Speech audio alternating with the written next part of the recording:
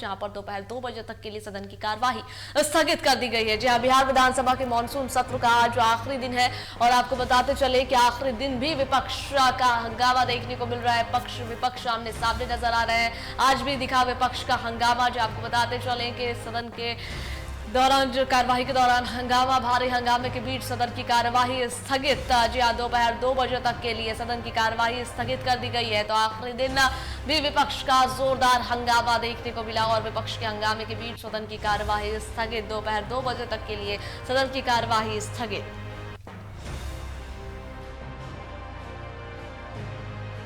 जानकारियां साझा करने के लिए हमारे साथ फोन लाइन पर राजीव जुड़ गए हैं। राजीव, आज आखिरी दिन है मानसून सत्र का, आज भी हंगामा हो रहा है और कार्यवाही भी स्थगित कर दी गई है। देखिए, दोनों विधानमंडल की कार्यवाही स्थगित हो गई है।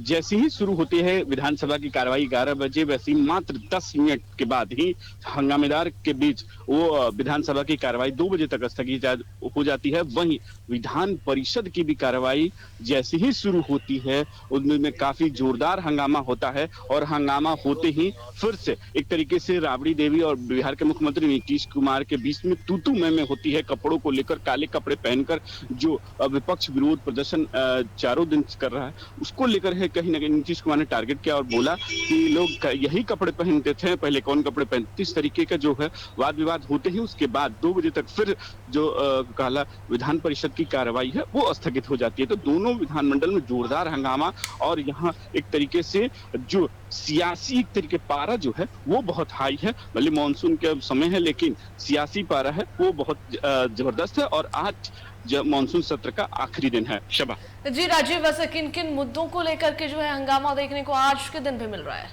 देखिए, हंगामा की वजह बस एक ही है, SIR, और उसी को लेकर है जो पर्यवेक्षण का जो कार्य है उसी को लेकर बार बार जो है विपक्ष 4 दिनों से एक ही बात को लेकर जो है वो हंगामा कर रहा है और कह रहा है कि इस पर चर्चा सरकार को करानी चाहिए। क्या आपत्ति है कि सरकार अभी तक उस पर चर्चा नहीं करा सकती? बिहार के लोगों और जनता की भलाई के लिए है, जो लोग वोट देते हैं उनका वोट काटा जा रहा है, ये आरोप विपक्ष लगा रही है। लेकिन सत्ता पक्ष का कहना है कि देखिए, ये हमारा काम नहीं है, ये निर्वाचन आयोग का काम है, केंद्र से रिलेटेड काम है, ये यहाँ डिस्कशन नहीं हो सकता है, ये उनके कार्य क्षेत्र का मामला है।